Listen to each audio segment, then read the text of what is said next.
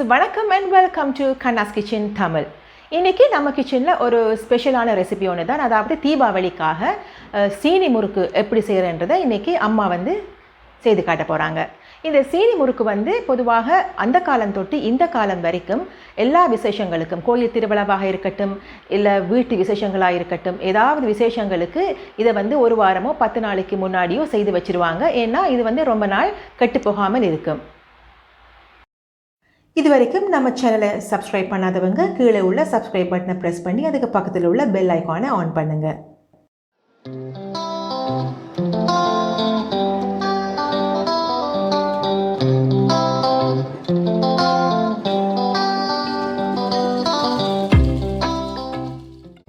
இந்த சீனி முறுக்கு செய்கிறதுக்கு முக்கியமான 2 பொருட்கள் இதுதான். அவிச்ச கோதுமை, அதாவது மைதாமா, அடுத்து ரோஸ்டட் ரெட் ரைஸ் ஃப்ளவர், வறுத்த அரிசிமா. இது 2 தான் இதுக்கு தேவைப்படும். இதில் வறுத்த அரிசிமா 1 கப் எடுத்துக்கோங்க. அவிச்ச மைதா மாவு 3 கப்ஸ்.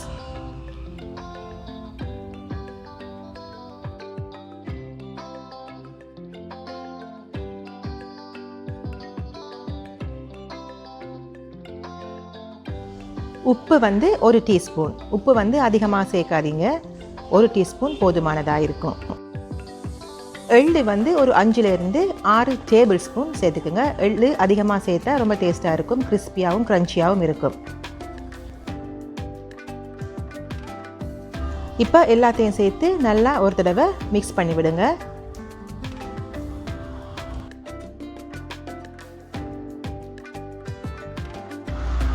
நல்ல சுடு தண்ணி சேர்க்கணும். இதுக்கு நல்லா கொதிக்க தண்ணி எடுத்து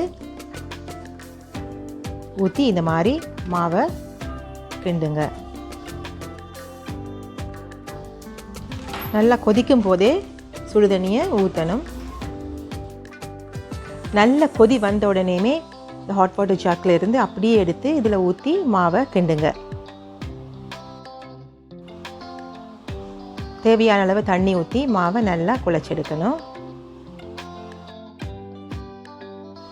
அம்மா பார்த்திங்கன்னா தன்னை வீடியோ பண்ண வேணான்னு சொல்லிட்டா, வாய்ஸும் கொடுக்க மாட்டேன்னுட்டா. அதால் நான் தான் வாய்ஸ் கொடுத்துட்ருக்கேன் அம்மாக்காக. இப்போ இதில் உங்களுக்கு பார்த்தா தெரியும், நல்லா ஆவி பறக்க சுடுதண்ணியை ஊற்றுறாங்க அம்மா.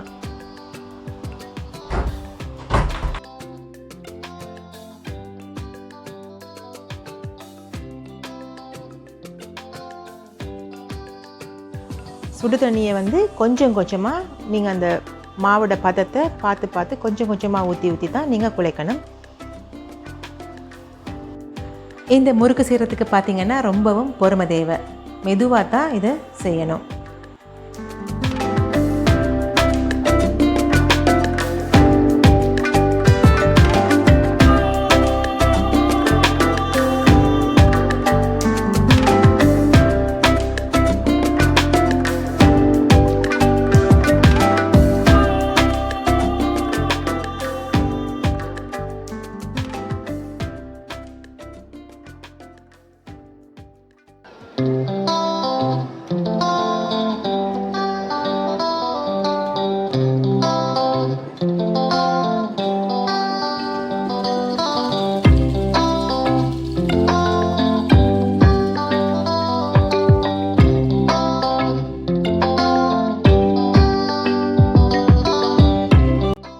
மாவு ரெடி ஆயிட்டுது.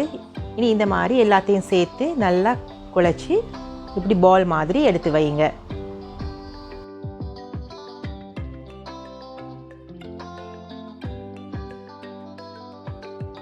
இப்போ பார்த்தீங்கன்னா இந்த இடியப்ப உரல் தான் அம்மா யூஸ் பண்ணுறா.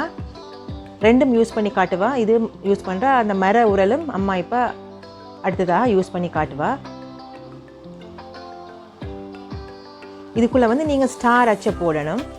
ஸ்டார் அச்சை போட்டுட்டு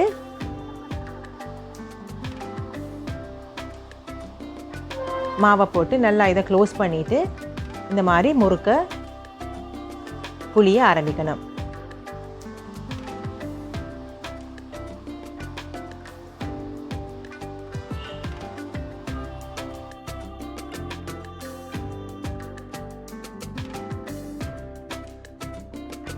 இப்போ வந்து டிசைன்ஸ் வந்து கட் பண்ண போகிறா.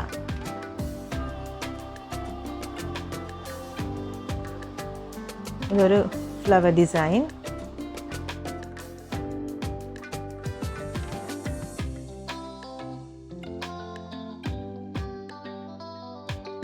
உங்களுக்கு என்னென்ன டிசைன்ஸ் விருப்பமோ அந்த டிசைனில் நீங்கள் இந்த மாவை கட் பண்ணி எடுத்துக்கலாம்.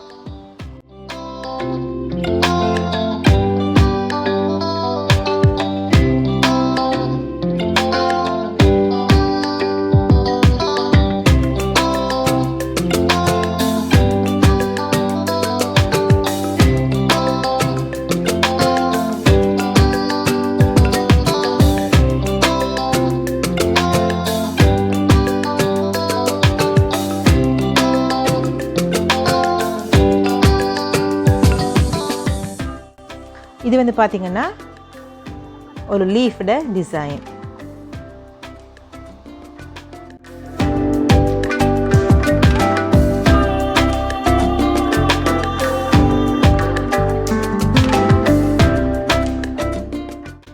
உங்களுக்கு எப்படி எப்படி டிசைன்ஸ் பிடிக்குதோ அந்த மாதிரி டிசைன்ஸை நீங்கள் கட் பண்ணி எடுத்துக்கோங்க.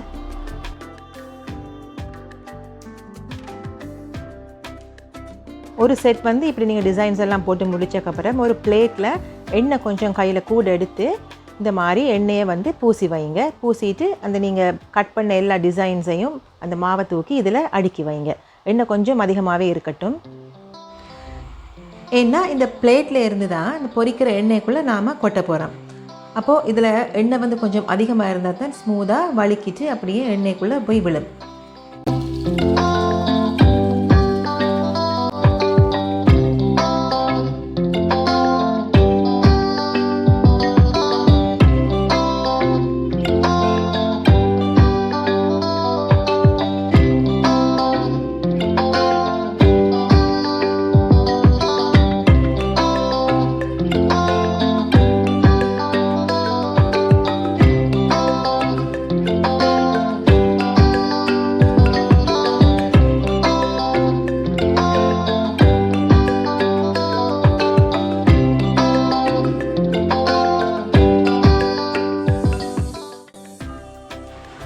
இப்போ ஒரு பெரிய பாத்திரத்தில் எண்ணெயை வந்து கொஞ்சம் அதிகமாகவே ஊற்றுங்க. இந்த மாதிரி பாத்திரத்தில் நிற்கிற மாதிரி எண்ணெயை ஊற்றிட்டு இப்போது அங்கே அடுக்கி வச்சுருக்கிற இந்த முறுக்குகளை இதில் வந்து அப்படியே கொட்டுங்க. எண்ணெய் அதிகமாக பூசினதால் பார்த்திங்கன்னா டக்குன்னு வந்து எல்லாம் அப்படியே ஸ்மூத்தாக விழுந்துட்டுது. உடனே வந்து கரண்டியை வைக்காதீங்க, கொஞ்சம் நேரம் கழித்து கரண்டியை வைக்கலாம். இப்போ பார்த்திங்கன்னா நல்லா பொரிஞ்சிட்டுது. இந்த நிறம் வந்ததும் நீங்கள் இதை இப்போ எடுத்துக்கலாம்.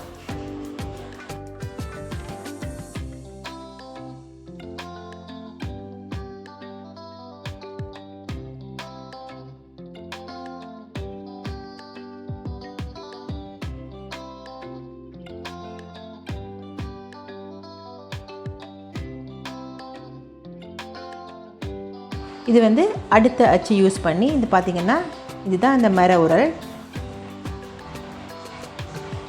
இதில் வந்து இன்னொரு டிஃப்ரெண்ட்டான அச்சு போட்டு இந்த முறுக்கை புழிஞ்சு எடுக்கிறாங்க.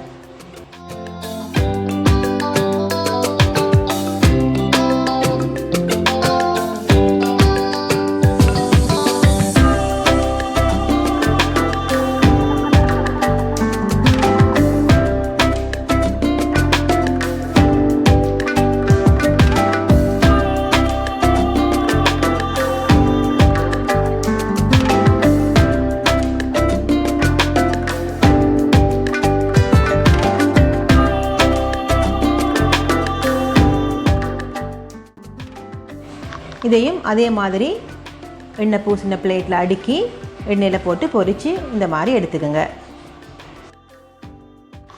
எள்ளு போட்டது உங்களுக்கு பார்க்க இதில் தெரியும். இப்போது வெள்ளை வெள்ளையாக பார்த்தீங்களா இருக்குது. எள்ளு அதிகமாக போட்டால் அதிகமான கிறிஸ்பினஸ் கிடைக்கும் உங்களுக்கு. இப்படி எல்லா முறுக்குகளையும் பொரித்து எடுத்துக்கோங்க.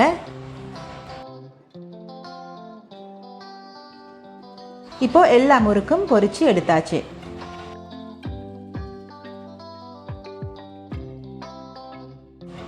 இனி சீனி பாகு தயார் பண்ணணும். அதுக்கு 2 கப் சீனி இதில் சேர்த்துக்குங்க. அதோட 1/2 கப் தண்ணி.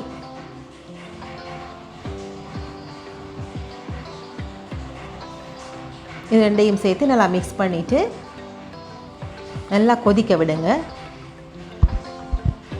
பொங்கி கொதிக்கணும். நல்லா பொங்கி கொதித்து இந்த ஒரு கம்பி பதம் அந்த அளவு வந்ததும்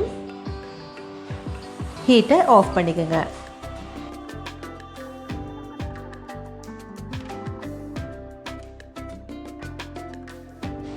இப்படி நல்லா பொங்கி கொதிக்கணும்.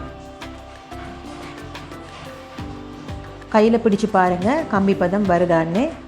இல்லை தண்ணி ஒன்றில் இந்த மாதிரி போட்டு பார்த்தா தெரியும்.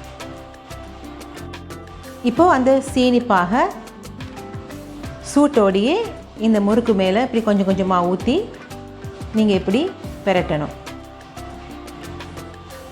கொஞ்சம் சூடு ஆறுச்சுன்னா சீனி வந்து இப்படியே கல் மாதிரி வந்துடும். தண்ணி பதமாக இருக்கக்குள்ளேயே சூட்டோடையே நீங்கள் குயிக்காக இதை போட்டு இப்படி இப்படி மிக்ஸ் பண்ணி எடுக்கணும். எல்லா முறுக்குலையும் படுற மாதிரி போட்டு இப்படி பிரட்டி பிரட்டி எடுங்க.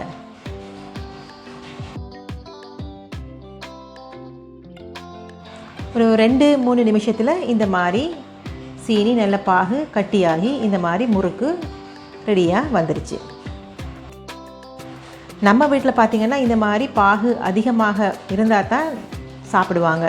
சீனி பாகு இல்லைன்னா கொஞ்சம் கம்மியாச்சுன்னா முறுக்கு சாப்பிட மாட்டாங்க. நீங்கள் உங்கள் வீட்டில் எப்படி சீனிப்பாகு அதிகமாக சாப்பிடுவீங்களன்னா இந்த மாதிரி செய்யுங்க. இல்லை சீனிப்பாகு உங்களுக்கு கம்மியாக வேணும்னா சீனிப்பாகை கொஞ்சம் குறைச்சி நீங்கள் போட்டுக்கலாம்.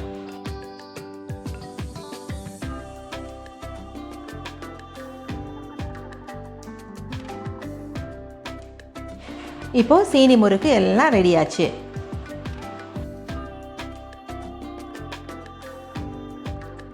இப்போ பார்த்திங்கன்னா உங்களுக்கு தெரியுது எள்ளு வந்து அங்கங்கே அப்படியே இருக்குது வெள்ளை வெள்ளையாக.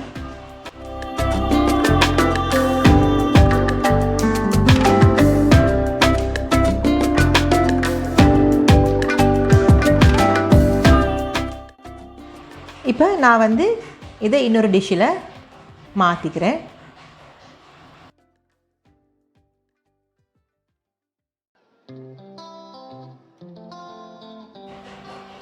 இப்போது சீனி முறுக்கு ரெடியாச்சு. இந்த நேரத்தில் நான் அம்மாவுக்கு தேங்க் பண்ணிக்கிறேன். எப்படி இருக்குன்னு டேஸ்ட் பண்ணி பார்ப்போம்.